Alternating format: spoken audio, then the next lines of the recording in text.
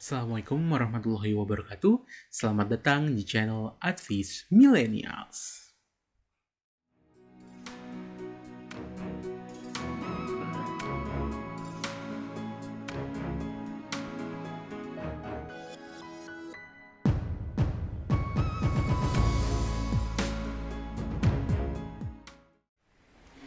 Bagi yang baru pertama kali datang di channel ini, salam kenal, nama saya Raffi Ahmad Razak, STMAB, AWP, QWP, AEPP, WMI.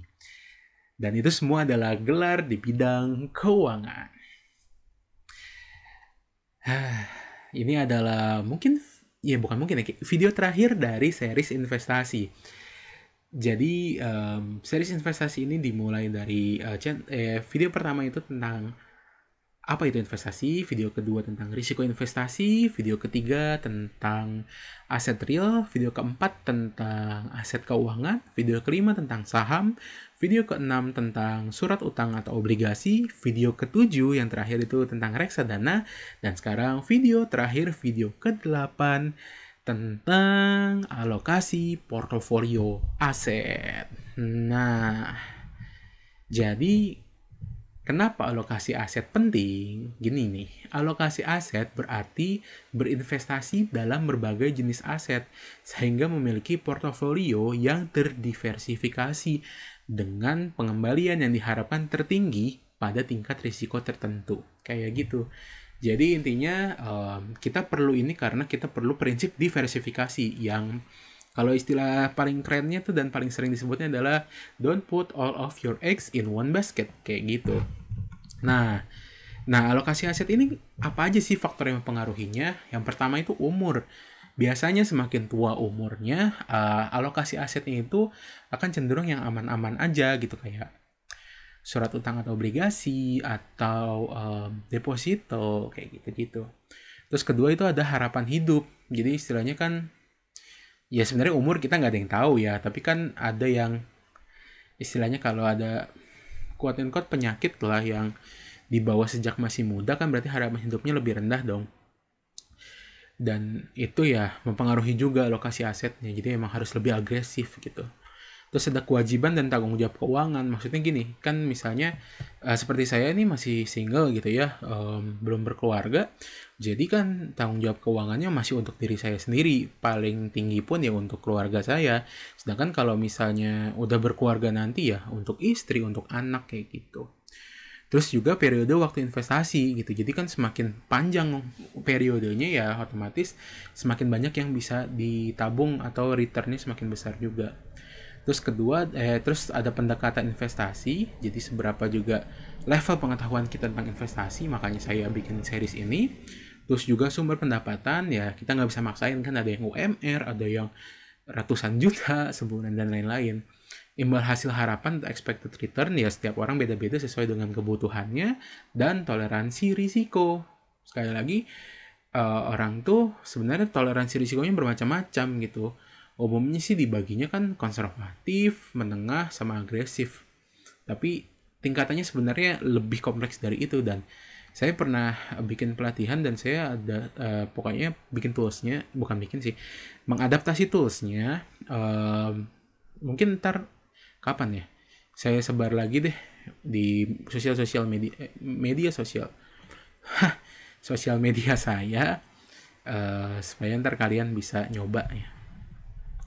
Nah, jadi kenapa portfolio itu penting? Jadi ada yang bilang nih ya, investasi itu 2,1% faktor tak terduga, 1,8% faktornya timing atau kapan masuk dan kapan keluar, faktor 4,6% itu security selection.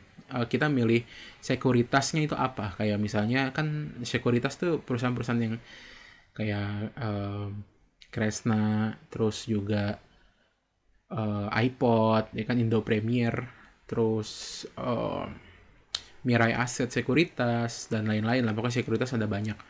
Tapi 91,5% itu dipengaruhi oleh alokasi aset. Jadi nggak peduli tuh yang kalian pakai sekuritas apa, kalian kapan masuk, kapan keluarnya, faktor-faktor yang nggak bisa kita pikirin, yang paling penting adalah alokasi asetnya. Makanya Saya bikin materi ini tuh paling akhir karena ya itu yang paling penting dalam investasi itu alokasi aset gitu. Nah, kenapa kita perlu diversifikasi? Karena semakin kita bagus mendiversifikasikan aset keuangan kita ya terutama, maka risknya pun akan semakin turun gitu. Istilahnya kita akan mendapatkan risiko terendah untuk return tertinggi kayak gitu. Dan juga istilahnya diversifikasi itu penting karena di saat istilahnya kita nanam di saham lah katakanlah, ternyata saham lagi rugi, tapi ternyata surat utang atau obligasi lagi naik. Nah istilahnya kan itu jadi apa ya namanya ya, terdistribusi dengan baik gitu keuntungan dan kerugian kita kayak gitu. Dan juga umumnya sih dibagi 3 ya kelas asetnya, itu ada kas dan setara kas, pendapatan tetap dan ekuitas gitu. Jadi biasanya ya kas dan setara kas tuh yang risikonya paling rendah, returnnya pun paling rendah. Itu kayak deposito. Terus yang di tengah ada pendapatan tetap, ada fixed income, yaitu kayak surat utang, obligasi. Dan yang paling atas itu ada ekuitas atau equity, seperti saham kayak gitu.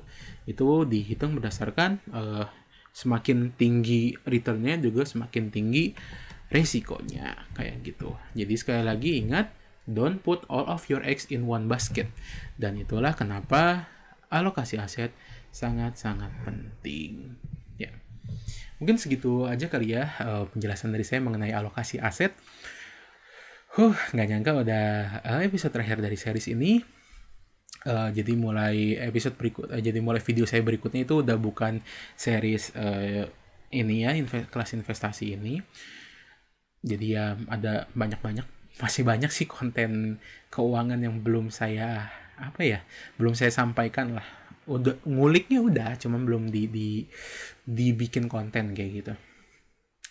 Dan juga insya Allah sih saya akan ngadain kelas, walaupun kelasnya itu financial planning ya, bukan. Nah, financial planning ini saya bahasanya gabungkan lah dengan kelas investasi. Jadi sebelumnya saya udah pernah bikin kelas wealth planning, jadi sertifikasi AWP, Associate Wealth Planner, dan juga kelas investasi gitu. Jadi di kelas saya nanti itu akan saya gabung dua-duanya, dan insya Allah akan saya laksanakan sebelum puasa, insya Allah ya. Mungkin video berikutnya saya akan konfirmasi lagi kayak gitu. Terima kasih telah menonton video ini. Like video ini jika kalian suka video ini. Sebarkan ke sebanyak mungkin orang agar literasi keuangan orang Indonesia semakin tinggi dan semakin sedikit orang yang terkena investasi bodong, atau semakin juga banyak orang yang wawasannya luas gitu tentang keuangan kayak gitu. Subscribe channel ini jika kalian suka konten-konten pendidikan keuangan seperti ini.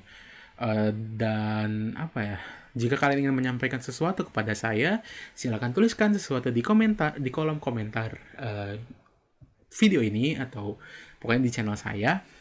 Atau juga kalian bisa kontak dengan saya di sosial media yang saya taruh di deskripsi kayak gitu. Tenang, saya selalu berusaha untuk merespon setiap komen ataupun setiap masukan atau saran atau kritikan kepada saya. Saya orangnya terbuka akan itu semua. Terima kasih telah menonton. Nama saya Raffi Ahmad Razak pamit. Assalamualaikum warahmatullahi wabarakatuh.